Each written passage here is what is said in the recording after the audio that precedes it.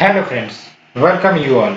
आज हम vision IAS के 16 अप्रैल वाले डेली करंट अफेयर्स डिस्कस करेंगे। डिस्कस करने से पहले एक बात आपके साथ शेयर करना चाहता हूं। अगर आपको सचमुच में यूपीएससी की जर्नी एंजॉय करनी है तो आपको कहीं ना कहीं गौतम बुद्ध के जो बताए गए मार्ग है, और आपको भी पता है वो क्या कह कर गए हैं कि फॉलो द मिडिल पाथ। यानी कि अगर आपको सचमुच में इंटरनल हैप्पीनेस चाहिए या फिर आप जो कर्म कर रहे हो, जो वर्क कर रहे हो, उसमें अगर आपको पीस चाहिए, इंटरनल हैप्पीनेस चाहिए, तो आपको मिडिल पाथ फॉलो करते रहनी चाहिए, है ना। तो मिडिल पाथ फॉलो करने से क्या होगा कि आप कहीं ना कहीं उस फेज को एंजॉय करते हो जिस फेज में और जिस वर्क में आप डेडिकेटेड हो। और अगर हम बात करें मिडिल पाथ की, तो इसका मतलब आपको टू एक्सट्रीमम नहीं होना है और टू लूज भी नहीं होना है ना। आपको सरल रास्ते पर और कंटिन्यूटी मेंटेन करके रखनी है, क्योंकि आप भी जानते हो, अगर हम एग्जांपल लेके देखें गौतम बुद्ध की फिलॉसफी का, मिडिल पाथ वाले का, तो जो आपकी खरगोश और कछुए की कहानी है वो उस पर अच्छे तरीके से सूट करती है। और इस कहानी को आपने भी सुना ही होगा कि किस प्रकार से जो आपका खरगोश है, डिस्पाइट कि उसकी स्पीड ज्यादा होती है, लेकिन वो अंततः अपने रेस में जीत नहीं पाता। क्यों? क्योंकि वो अपनी एनर्जी एक ही बैग में इतना ज्यादा स्पेंड कर देता है कि उसको आगे चलने में दिक्कतें आती है। तो हमेशा याद रखें, आपकी जो प्रोसीजर होनी चाहिए यूपीएससी जर्नी में हमेशा मिडिल पाथ वाली होनी चाहिए, सो दैट आपको अगर किसी प्रकार की परेशानी भी आती है अपनी जर्नी में तो आप उसे आसानी से हैंडल कर सको। सो इसी बात के साथ मूव करते हैं हम अपने आर्टिकल्स की तरफ। यह है आपका India France science agreement for cooperation on Gaganyaan mission. और गगनयान मिशन आपको भी पता है, जिसके तहत भारत जो है यानी कि इसरो, वो 3 ह्यूमन एस्ट्रोनॉट्स को स्पेस में भेजेगा। और ये भारत की तरफ से पहली ह्यूमन स्पेस फ्लाइट होगी। और आपको पता होगा प्रीलिम्स के लिए महत्वपूर्ण भी है, और उसके लिए इसरो धीरे धीरे काफी ज्यादा ट्रायल्स कर रहे हैं और agreements, memorandum of understanding with different countries के साथ साइन भी की जा रही है। तो उसी से जुड़ा आपका ये न्यूज है। और इस बार आपका इंडिया फ्रांस के साथ एग्रीमेंट होता है for cooperation on the Gaganyaan mission.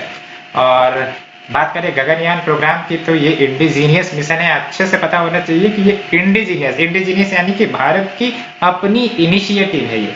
And it will take Indian astronauts to space. And इसके तहत 3 एस्ट्रोनॉट्स को स्पेस में भेजे जाएंगे और स्पेस में उन्हें 7 डेज तक रखा जाएगा। और इस मिशन की जो लॉन्च करने की ईयर है वो 2022 बताई गई है, लेकिन वो एक्चुअल में क्या होगी ये अभी फिक्स नहीं किया गया, लेकिन बाय 2022 बोला गया है as a part of Indian human space flight programme to mark the 75th anniversary of India's independence. और आपको पता है 2022 जब ईयर आएगा तो वो ईयर भारत की 75th एनिवर्सरी होगी आजादी की।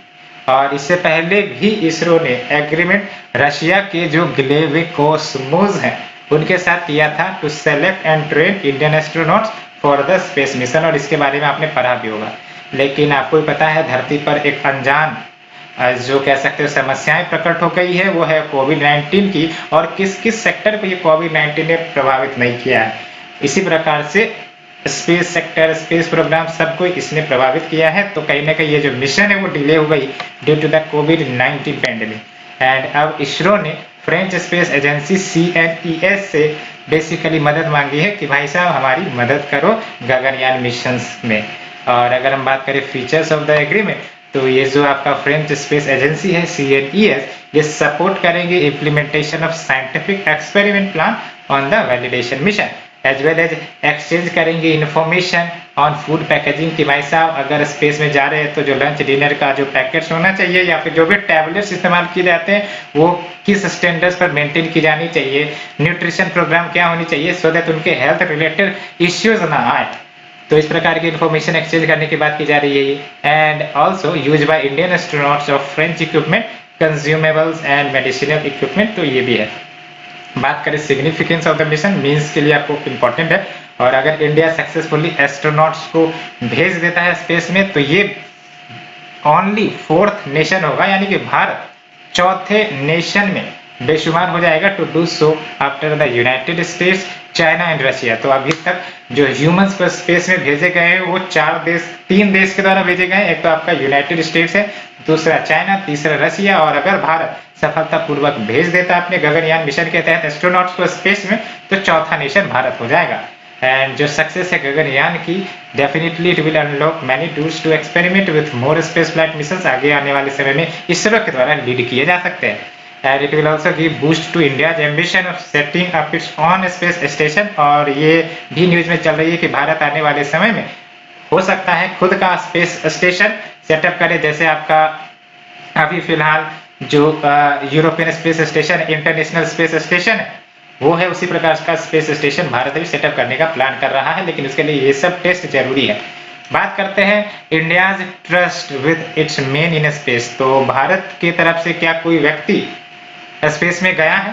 तो जाहिर सी बात है गया है, लेकिन ये आप अप्रैल 2 1984 का डेट देखो। राकेश शर्मा ये फर्स्ट एंड ओनली इंडियन जो स्पेस में ट्रेवल किए गए। लेकिन याद रखना ये राकेश शर्मा इसरो के बनाए गए फ्लाइट के माध्यम से वो नहीं गए स्पेस में, है ना। इसलिए हम नहीं कह सकते कि ये आपका इंडिजिनियसली डेवलप्ड फ्लाइट जो आपका इसरो के द्वारा डेवलप किया गया था उससे गए, है ना। तो ये आपके, तो आपको याद रखना है Rakesh Sharma becomes the first and only Indian citizen to travel in space.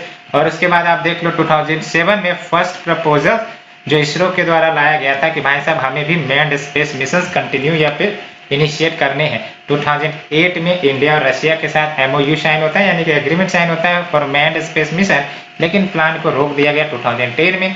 दिसंबर 2014 में experimental flight to the manned mission launcher GSLV Mark 3 भी टेस्ट कर लिया गया, क्योंकि आपको पता है GSLV Mark 3 जो आपका लॉन्चर है, लॉन्च व्हीकल जिसको कहते हैं, इन्हीं के माध्यम से आपका ये जो सैटेलाइट है उससे भेजे जाएंगे, ह्यूमन वाले सैटेलाइट जिसको आप कह सकते हो। 2016 में देख सकते हो then the director of Vikram Sarabhai space centre के शिवान, उन्होंने पैड अबोर्ट टेस्ट जो है उससे अनाउंस किया था फॉर द मिशन कैप्सूल। और याद रखना जब भी पूछा जाए, अगर हो सकता है pad abort test recently seen in news क्या है, तो याद रखना इट इज आपका टेस्ट जो आपका गगनयान मिशन के लिए किया गया था। ये अच्छे से पता होना चाहिए। 2017 में initial estimates of successful manned space mission लाई गई थी। जुलाई 2018 में पैड अबोर्ट टेस्ट कंडक्ट कर लिया गया सक्सेसफुली श्रीहरिकोटा में। 2022 PM Narendra Modi news target for manned space mission, ये आप देख सकते हो। तो ये देख सकते हो किस प्रकार से भारत 1984 से जर्नी ट्रेवल करके अल्टीमेटली 2022 में खुद का अपना स्पेस फ्लाइट मिशन लाने का प्रयास में लगा हुआ है। बात करते हैं प्रीलिम्स के लिए क्या इंपॉर्टेंट है। गगनयान मिशन के कुछ बेसिक पॉइंट पता होने चाहिए, क्योंकि ये प्रोजेक्ट अभी यू कह सकते हो कि स्ट्रॉन्ग नहीं है। इसकी एम्स पता होने चाहिए, और ये आपको पता होना चाहिए कि इसरो का इंडिजीनियस मिशन होगा, और ये पहली बार होगा जब कोई भारतीय अंतरिक्ष जो आपकी एजेंसी है उसे उसके माध्यम से भेजा जाएगा इंडियंस को, इंडियन एस्ट्रोनॉट्स को to the space. And let's move to the next one. Telecom spectrum can be subjected to IBC proceeding. ये आपका national company law appellate tribunal ने कहा है ना। तो ये जो ऑर्डर NCLAT ने दिया है, it has been came after supreme court ने पिछले साल कहा था कि आप बेसिकली डिसाइड करो ऑन द इश्यू कि जो लैंडर्स है क्या उनके अधिकार हैं या नहीं to sell the spectrum of Aircel, जो अभी आपका कॉर्पोरेट इंसॉल्वेंसी रेजोल्यूशन प्रोसीजर में चल रहा है। और जाहिर सी बात है ये अभी एयरसेल अपने सर्विसेज को बंद कर दिया है under the insolvency and bankruptcy code. And NCLAT order में क्या क्या कहा गया तो देख सकते हो। स्पेक्ट्रम इंटेंजिबल एसेट है टेलीकॉम कंपनी की, और उसे इंसॉल्वेंसी या लिक्विडेशन प्रोसीडिंग्स IBC के तहत जरूर किए जाने चाहिए। लेकिन आप देख सकते हो telecom company are granted only the right to use the spectrum, है ना, right to on the spectrum नहीं, जो टेलीकॉम कंपनी है उनको राइट दिया जाता है to use the spectrum. Therefore कह सकते हैं कि ये आपका जो टेलीकॉम कंपनी है ये स्पेक्ट्रम के ऑनर्स नहीं है, और जो लाइसेंस फी और जो डिफर्ड स्पेक्ट्रम चार्जेस पेबल किए जाते हैं टेलीकोच के द्वारा वो फॉल होंगे under the category of operational dues, और जो डिपार्टमेंट ऑफ टेलीकम्युनिकेशन है वो ऑपरेशनल क्रेडिटर के रूप में कंसिडर किया जाएगा। और स्पेक्ट्रम आपको पता होना चाहिए, ये अच्छे से पता होना चाहिए इस पॉइंट की कि spectrum can only be sold और transferred from one company to another telecompany only if government की जो ड्यूज है with respect to the said asset वो क्लियर होंगी, है ना। तो गवर्नमेंट की जो ड्यूज है with respect to the said asset अगर क्लियर नहीं होंगी तो फिर जो स्पेक्ट्रम है वो एक टेलीकॉम कंपनी से बेचकर सेल कर दूसरे को नहीं किया जा सकता। एंड स्पेक्ट्रम की बात करें तो क्या है ये स्पेक्ट्रम, तो range of electromagnetic radio frequency जिसका इस्तेमाल voice data and image transfer में किया जाता है। और आप हमें बताइए कि आपका एक्सरे, गामा रेज और जो आपका यूवी रेज है इसमें से सबसे शॉर्ट वेवलेंथ वाली इलेक्ट्रोमैग्नेटिक रेडिएशन कौन सी है, और इसको आप क्रोनोलॉजी में अरेंज करें क्योंकि ऐसा क्वेश्चन यूपीएससी पूछेंगे। और अगर हम बात करें स्पेक्ट्रम की तो ये सॉवरिन पोसेशन यानी कि जो देश होते हैं उसका ये आपका एसेट होता है। एंड जो असाइनमेंट है स्पेक्ट्रम का वो गवर्न किया जाता है नेशनल फ्रीक्वेंसी एलोकेशन प्लान के तहत। तो बेसिकली ये ऑर्डर है और आपको स्पेक्ट्रम के बेसिक के बारे में पता होना चाहिए। और हाँ, इलेक्ट्रोमैग्नेटिक स्पेक्ट्रम में ये जो मैंने पूछा क्रोनोलॉजिकली अरेंज करने के लिए in terms of the wavelength, तो शॉर्ट से लॉन्ग वेवलेंथ किसके होते हैं ये आपको पता होना चाहिए। कम से कम 5 जो होने चाहिए, जैसे X ray, gamma rays, UV rays, radio waves, microwaves. तो ये इनके ऑर्डर पता होने चाहिए कि कौन आते हैं पहले से लास्ट में। So let's move to the third one. strengthen UN Security Council sanctions regimes against sexual violence against women India की तरफ से। तो इंडिया ने बेसिकली कहा है कि भाई साहब जो सैंक्शंस रिजीम है यानी कि यूएन सिक्योरिटी काउंसिल की जो सैंक्शन रिजीम है यानी कि ये सैंक्शन मतलब बैन करना, है ना। तो बैन करने की जो रिजीम्स है यूएन सिक्योरिटी काउंसिल की उसको स्ट्रेंथन किया जाए तभी जाके ब्लैक लिस्ट किए जा सकेंगे इंडिविजुअल्स के और एंटिटीज को जो सेक्सुअल वायलेंस अगेंस्ट वुमेन में लिप्त पकड़ाते हैं खासकर इन द आर्म्ड कॉन्फ्लिक्ट। और यूएनएससी यानी कि United Nation security council sanction measures में आपका broad range of enforcement options आते हैं जिसमें आपका यूज ऑफ आर्म्ड फोर्सेस वाले जो टूल है उसको इन्वॉल्व नहीं भी किया जाता है और किया भी जाता है, दोनों हो सकते हैं ना। एंड अगर बात करें इंडिया ने क्या सजेस्ट किया है तो बोले हैं कि कॉम्प्रिहेंसिव लीगल फ्रेमवर्क हो in line with the international standard so that effective prosecution sexual violence ने जो कंडक्ट की है उसका हो सके as a self standing crime. And mainstreaming of gender perspective in peace operations and increasing women representation in peacekeeping. तो देख सकते हो, और जरूरत क्यों पड़ी तो आप देख लो last year alone 2500 UN verified cases आए थे conflict related to the sexual violence in 18 countries. देख सकते हो 2500 और वो भी UN verified cases of conflict related sexual violence in 18 countries. तो आप देख सकते हो केस कितनी ज्यादा बढ़ रही है। And there is a chronic under reporting of war time sexual violence due to stigmas, insecurity, fear of reprisal. तो इन सब के कारण अंडर रिपोर्टिंग होता है या फिर बहुत सारे केसेस के ऊपर रिपोर्ट नहीं की जाती क्योंकि स्टिग्मा होता है, insecurity, fear of reprisal, lack of services, है ना। एंड अर्लियर मेजर्स क्या लिए गए तो यूएनएससी रेजोल्यूशन 1325 इन्होंने बेसिकली रिफॉर्म किया था important role of women in the prevention and resolution of conflict and peace negotiation. और यूएनएससी रेजोल्यूशन 1820 यहाँ आप देख सकते हो recognised for the first time conflict related sexual violence as a tactic of warfare and a serious threat to the international peace। और यहाँ देख लो India sent first all women formed police unit contingent to Liberia under United Nation peace keeping operation in 2007। इसको अच्छे से पता होना चाहिए फ्रेंड, इस लाइन को प्रीलिम्स के लिए आपको आ सकती है कि इंडिया ने for the first time all women formed police force unit भेजा था लिबेरिया में। और ये लिबेरिया कौन से कॉन्टिनेंट का देश है आप हमें बताइए। एंड ये जो भेजा गया था भारत की तरफ से यूएन पीस कीपिंग ऑपरेशंस के तहत इन द 2007। तो प्रीलिम्स के लिए क्या याद रखना है, प्रीलिम्स के लिए एज सच आपको इसमें बस ये याद रखनी है कि ये जो स्टेटमेंट्स हैं इंडिया ने जो भेजा था all women formed police unit contingent to Liberia 2007 में, तो इस प्रकार के क्वेश्चन पूछे जा सकते हैं। So let's move to the third article, state of world population report by United Nation population funds यानी कि यूएनएफपीए। और सबसे पहली बात तो यही याद रखनी है आपको कि ये जो state of world population report 2021 है किसने रिलीज किया है, यूनाइटेड नेशन पॉपुलेशन फंड या सिंपली यूनाइटेड नेशन। तो United Nation population fund flagship report titled my body is my on, ये फर्स्ट यूएन रिपोर्ट कह सकते हो that has focused on the bodily autonomy. क्या स्टिल देख सकते हो टाइटल क्या है, माय बॉडी माय ऑन। और बॉडीली ऑटोनॉमी की बात करें तो power and agency to make choices about your body without fear of violence or having someone else decide for you है। तो ये पूर्ण रूपेण आपकी आज़ादी होगी कि बेसिकली आप अपने बॉडी के साथ क्या चॉइस रखते हो, क्या डिसीजन ले सकते हो ना। तो इसको कहते हैं बॉडीली ऑटोनॉमी, यानी कि power and agency to make choices about your body without fear of violence और एनी अदर एक्सटर्नल फैक्टर्स जो आपको इन्फ्लुएंस करती है ना।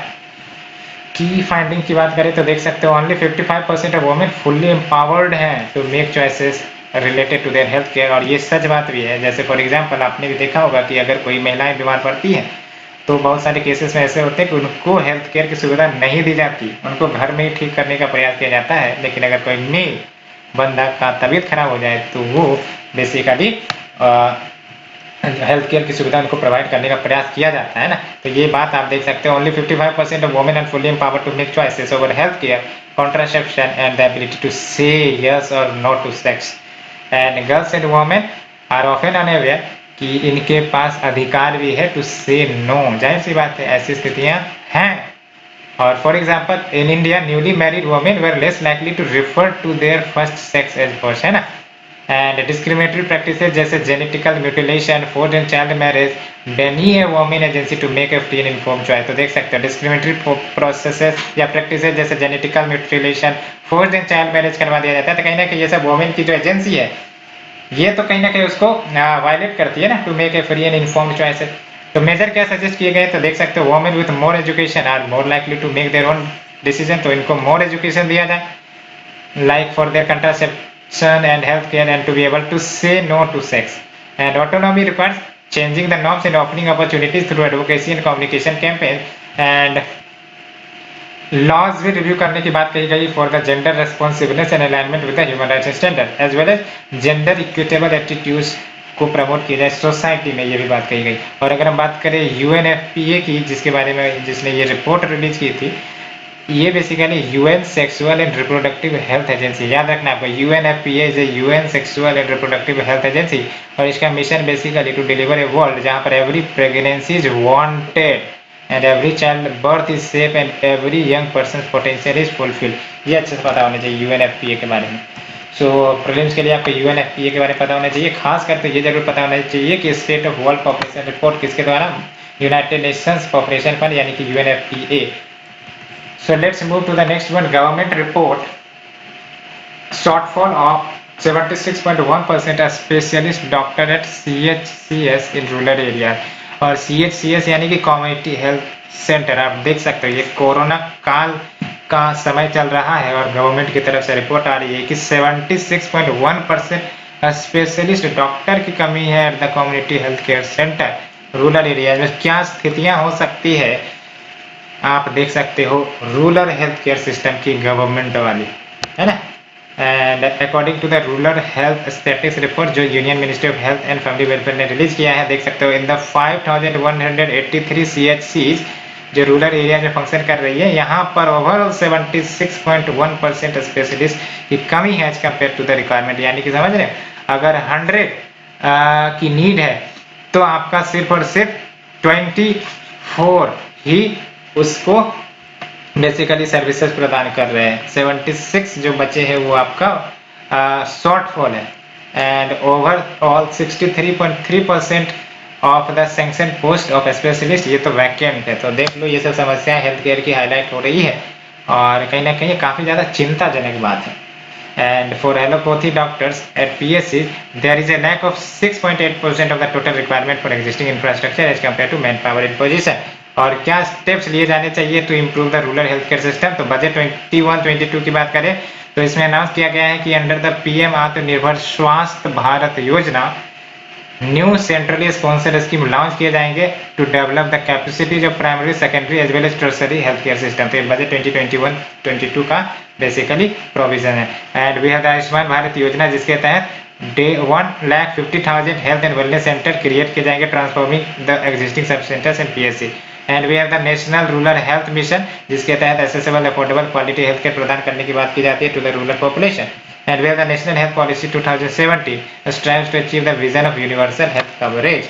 एंड अगर हम बात करें वेरियस हेल्थ केयर सिस्टम जो रूरल इंडिया में ऑपरेट होते हैं तो we have the community health care centre और इसके तहत 30 बेडेड हॉस्पिटल्स या रेफरल यूनिट जो है for 4 PSC as well as specialised services and we have the primary health care centre और ये रेफरल यूनिट है 6 सब सेंटर्स या 6 bedded man with medical officer incharge होंगी एंड 14 सबऑर्डिनेट पैरामेडिकल और स्टाफ होंगे। सब सेंटर में most peripheral contact point between primary health care system and community men with HWF या ANM। तो ये बेसिकली आपको बस इतना मेंस के लिए पता होना चाहिए कि there is a community health centre, primary health centre, sub centre जो ऑपरेट होते हैं, लेकिन हर जगह वैकेंसी ही है, ये तो पता ही होगा। So let's move to the shorter news. पहला है आपका रेगुलेशन रिव्यू अथॉरिटी 2.0।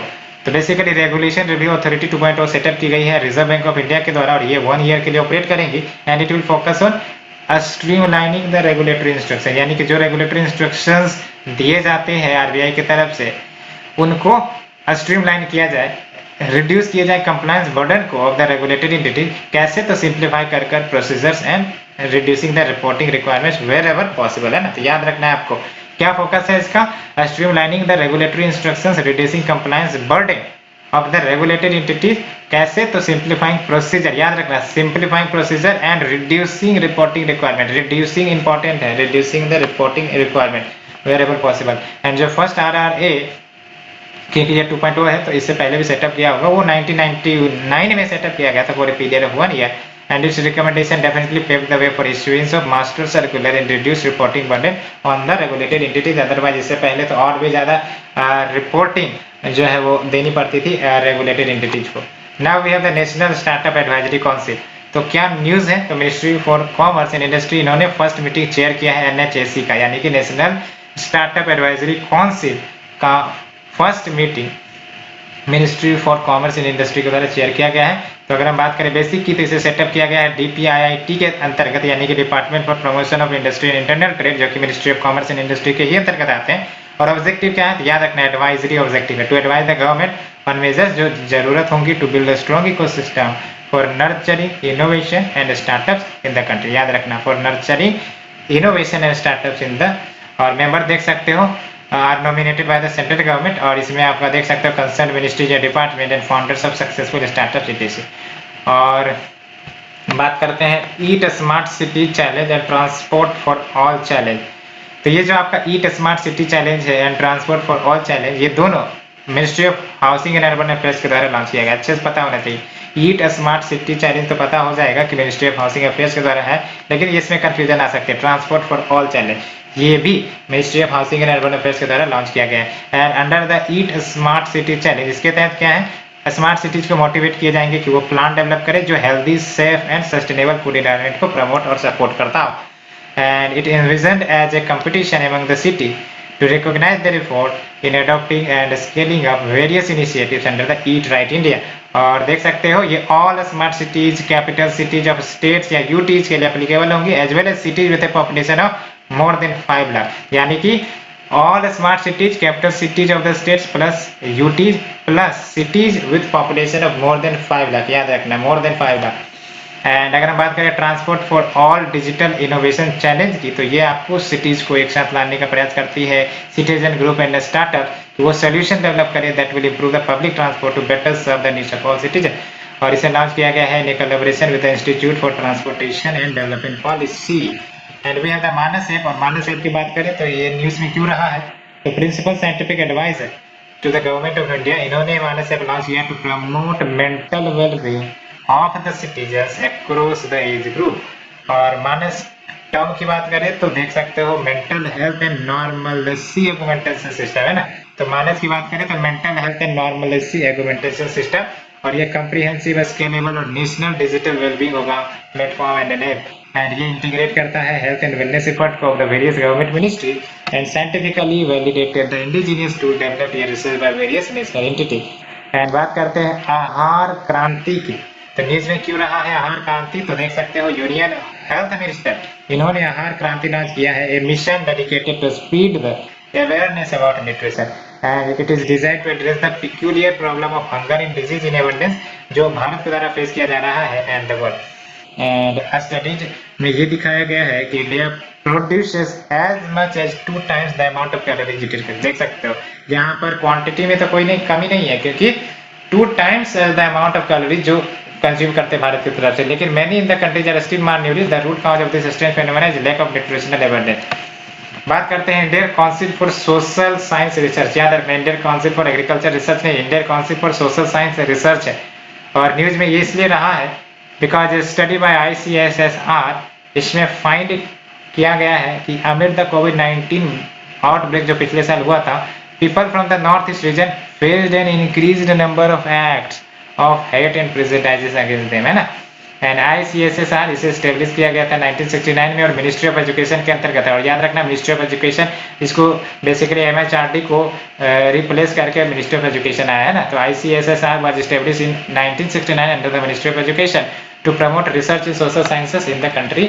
एंड क्या ऑब्जेक्टिव है, तो basically review the progress of social science research and give advice to the user as well as sponsor social science research, scholarship, fellowship program, projects and administer grant to the institutions and individual। बात करते हैं next one, तो New Zealand ये world first climate change rule लेके आएगा, है ना। World first climate change rules will be launch by the New Zealand. तो न्यूजीलैंड फर्स्ट कंट्री बन जाएगा पूरे ऑल ओवर वर्ल्ड में जो वो लॉ लेकर आएंगे that will require financial company, चाहे वो आपका बैंक हो, इंश्योरेंस हो, फंड मैनेजर हो, टू एक्सप्लेन कि वो कैसे मैनेज करेंगे क्लाइमेट रिलेटेड रिस्क और अपॉर्चुनिटीज को कन्वर्ट करेंगे। तो country wants to be carbon neutral by 2050 and says the financial sector need to play its part and this will bring climate risk and resilience into the heart of financial and business decision making. तो ये थे friends आज की discussion और काफी important articles आज publish हुई थी और होप आपको पसंद आई होगी। अगर पसंद आई है तो प्लीज लाइक शेयर सब्सक्राइब जरूर करें friends. Thank you very much.